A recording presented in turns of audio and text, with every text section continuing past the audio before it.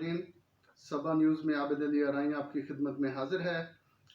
उम्मीद है कि आपको हमारी आज की खबर भी पसंद आएगी और आप हमारा चैनल सब्सक्राइब करेंगे।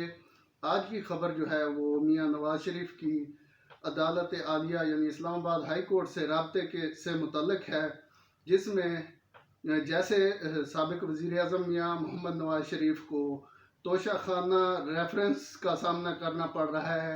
जरदारी साबिक सदर आसिफ अली जरदारी से तोशाखाना से एक तोहफा लेने की एवज़ जो है उन्हें इस रेफरेंस का सामना करना पड़ गया। इसी तरह जब वो अदालत आलिया में यानी इस्लामाबाद हाई कोर्ट में आए हैं तो उनको तोशाखाना रेफरेंस की कार्रवाई रुकवाने की बजाय हाई कोर्ट में अपनी ज़मानत के मामले में एक और मामले का सामना करना पड़ गया है। ये उनको लेने के देने पड़ गए। इस मामले में इस्लामाबाद हाई कोर्ट ने तोशाखाना रेफरेंस दायर की कार्रवाई रोकने के लिए नवाज शरीफ ने जो दरख्वास्त दायर की थी, उसमें इस्लामाबाद हाई कोर्ट ने जब पुरानी ज़मानत का मामला देखा है तो उसमें और सवालात उठा दिए हैं।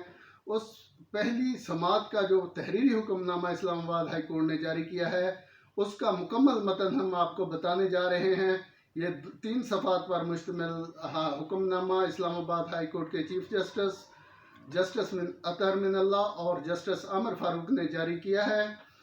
तो ये तोशाखाना रेफरेंस की कार्रवाई रुकवाने के लिए नवाज शरीफ के वकला की एक बहुत बड़ी टीम ने ये दरख्वास्त दायर की थी और उन वकला के नाम भी मैं आपको इस खबर के आखिर में बताऊंगा। लेकिन पहले आपको इस्लामाबाद हाई कोर्ट के फैसले का जो मतन है वो मैं आपको सुनाता हूँ। इस्लामाबाद हाई कोर्ट ने अपने फैसले में लिखा है, तहरीरी फैसले में जो 3 सफ़ात पर मुश्तमिल है, उसमें ये लिखा है कि नवाज शरीफ के जितने भी वकला अदालत के अंदर पेश हुए वो अदालत को इस दरख्वास्त के समात होने से मुतमईन करने में रहे हैं। यानी अदालत ने यह कहा है कि ये दरख्वास्त काबिल समात होने के हवाले से जो उन्होंने दलाइल दी हैं वो काबिल कबूल नहीं है।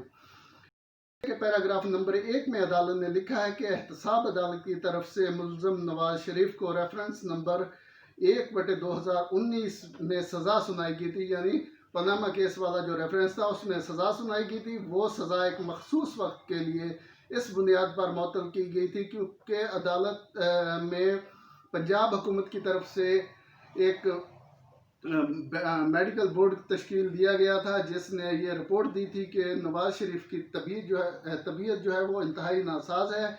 इसलिए अदालत ने 8 हफ्तों के लिए जो है वो दरख्वास्त उनकी ज़मानत मंजूर की थी।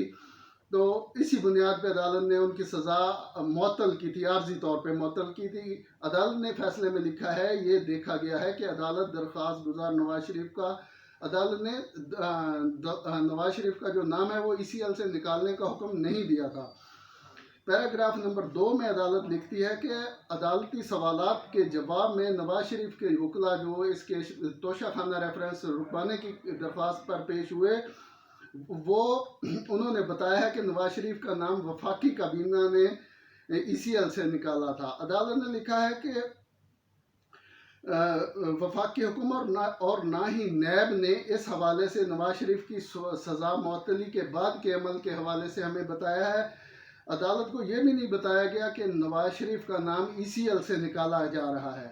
नवाज शरीफ ने भी इस अदालत को ये आगाह नहीं किया कि वो बैरून मुल्क जा रहे हैं, यानी उन्होंने बैरून मुल्क जाने से कबल इस अदालत से इजाज़त भी तलब नहीं की।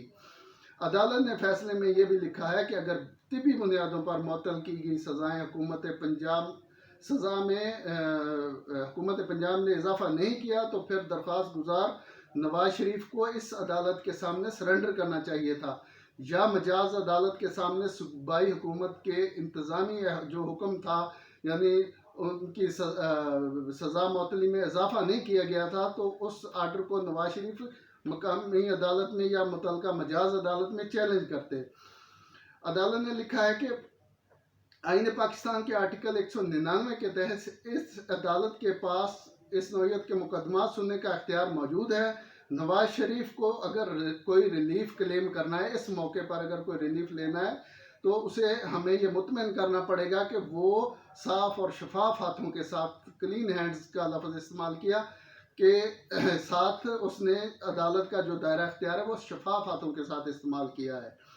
अदालत ने अब फैसले में लिखा है कि नवाज शरीफ के वकला ने सज़ा की मअतली का स्टेटस बताने के लिए अपने मौक्कल से हिदायत लेने और इस दरख्वास्त के काबिल समाअत होने से मुतल्लिक दलाइल के लिए वक्त मांगा है।